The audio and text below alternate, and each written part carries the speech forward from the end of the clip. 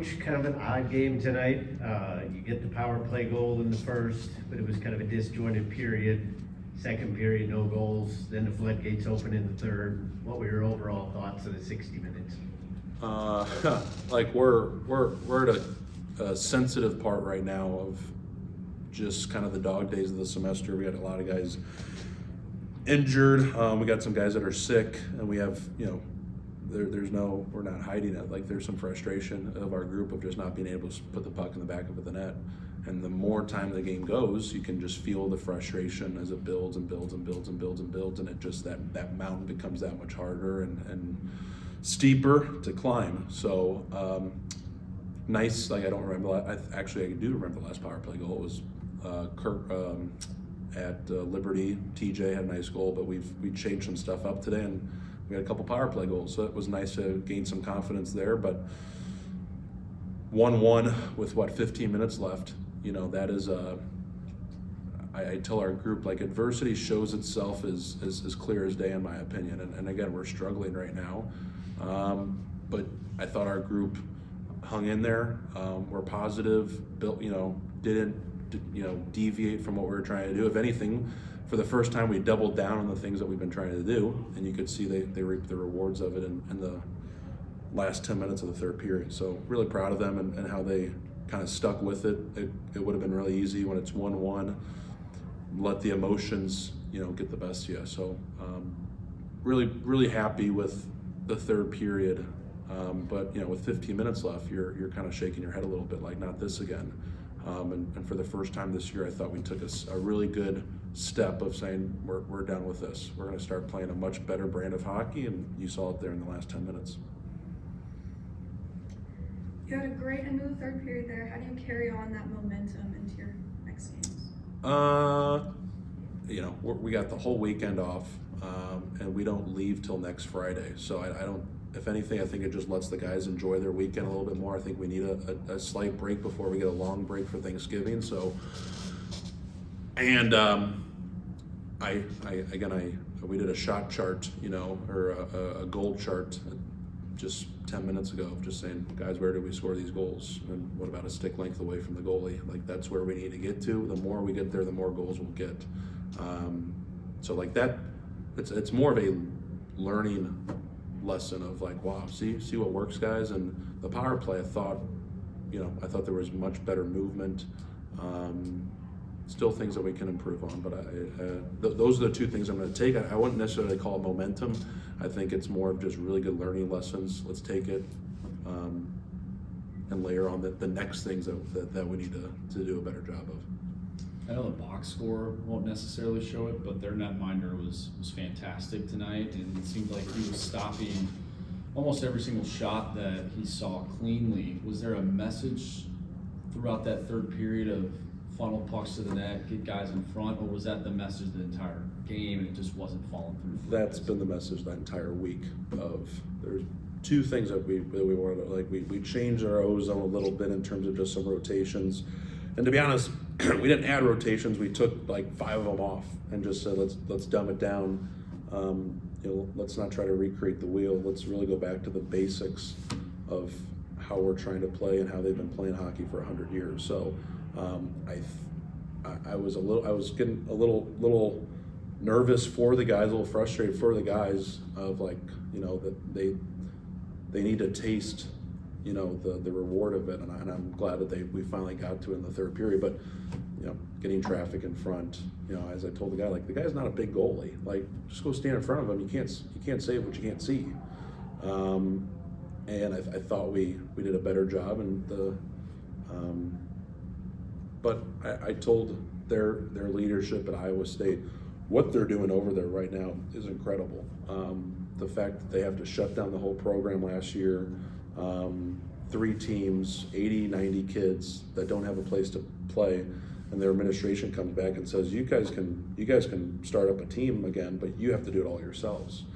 So for a bunch of 20, 21, 22-year-olds to be doing that, and to be competing with a mixed bag of old M1 guys, old M2 guys, old M3 guys, and half like a bunch of freshmen and sophomore, I give them a ton of credit. Like, that doesn't get lost by me and their coaches of trying to to help a bunch of student athletes not just go to school, not just enjoy and learn as young men to be better people going through college, but to be constructing this program that's been around for 30 years, it to go dark for a year and they have to start from scratch, like that doesn't get lost on me. So I respect what those kids are doing, and I don't want them to lose track of that, because it's not just about this team for them this year. It's 5, 10, 15 years from now. They're setting the foundation for kids to play, Cyclone hockey. So I'll give them a ton of props and a ton of respect. You talked a little bit about some of your frustrations with the offensive zone play, but defensively, you guys clamped down pretty good. Only 4 shots against in the third period, and a kind of a fluky goal was the only one that snuck in. What were your thoughts defensively? Yeah, we got way too loose in the second period there. Like, Ed had to make some saves, and we're in a situation where we're still trying to learn how to manage the puck properly, and when to go south, when to go north, when to go east to west. Like a simple play of, in a second period, it's at the end of a shift, the puck's coming down on the far side near you guys, and we have 3 guys that are changing, and we get the red and do a hard rim, and where does the puck end up? Right by our bench. And again, that's just learning, just a simple puck management of, okay, what's happening? It's the second period. We finally got the puck out of our zone. I got 3 of my teammates that are changing. And again, in the big scheme of things, the player's doing what I ask him. Get the red line. If you don't see anything, hard rim or place a puck, make sure the goalie can't get it. Did he do those things? Yes. But there's some other things that we need to start kind of adding to our equation of, well, this was happening, this was happening, this was happening. So I'd say that the puck management was a lot more simple in the third than the second. And, again, you had 5 goals in 10 minutes. Simplify your game, go north when you can, put pucks in good spots, get to the front of the net. I don't care who your coach, I don't care how old, I don't care if they're 5 years old or if you're the Edmonton Oilers right now. They could probably do that too, and they might score a goal or 2. And we haven't been doing that the last couple weeks, and you see us do that tonight, and you get a 5-goal margin. You had Will Smith back in the lineup for the first time in a while. What did you see out of him tonight? He's a game changer. Just simply put, he's a game changer. There's, you hope that players around see how he plays, and you don't have, as a coach, there's times where you have to inspire, motivate, not will teams, but it's a long season, and you have to make sure that everyone's up and ready to go.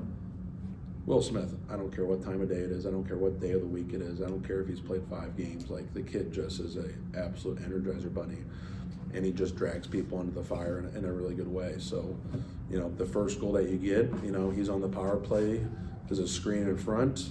In the second period, we're not playing all that great at that time. He forechecks hard, they have to take a penalty against him. That stuff, and the kid just hates to lose. It doesn't matter if there could be a 15-second sequence where you lose a puck, you lose a face-off, and he's every inch he is competing. It's not like, oh, I lost the puck, oh, I'll go to my next thing. No, I want that puck, and then he goes to the next thing 5 seconds later, has a really good stick, pressures all, it just layers on. It's just, there's so much energy, heart, passion, work ethic that goes into his game. And he leads by example. So I know he doesn't have a letter, but he's an absolute game changer, and our team knows it. Our team absolutely knows it, and he's the loudest person on the bench. You can't replicate what Will Smith can do for a group. So, and the fact that he's playing, a month and a half ago we were being told that he can't play this season. So the fact that he's out there playing special teams, it's certainly something we don't take for granted. Staying on Will Smith, did you intend on having a certain amount of ice time for him, or when he went out there in a first shift, he plays a huge hit, gets himself into the game. Did you see that and maybe tweak some things in terms of time on ice for him? You know, with our athletic training staff, we wanted to make sure that, like, with such a weird, fluky injury to come back, let's manage it as properly as we can. So we came to the agreement that, you know, like, let's just use him on special teams. So let's put him on the power play, let's put him on PK. Just how we play, like, he's going to get that by itself, he's going to get 10 minutes of ice time. And then it also takes away some of the 5-on-5 open ice. You know, you don't want him to get hit and kind of that stuff, and, you know, more wall battles on 5-on-5 hockey. So we tried to, you know, walk before you run. But there's also times where, like, I need a big shift. Let's see. Hey, Will hasn't played in 5 minutes. Will, go out there, and he goes out there and is again. We tried to limit his ice time as much as I bet he had 2 or 3 shifts 5-on-5, but every time there's a 4-on-4. He was out there. He was out there. So we're going to need everyone to pull their weight.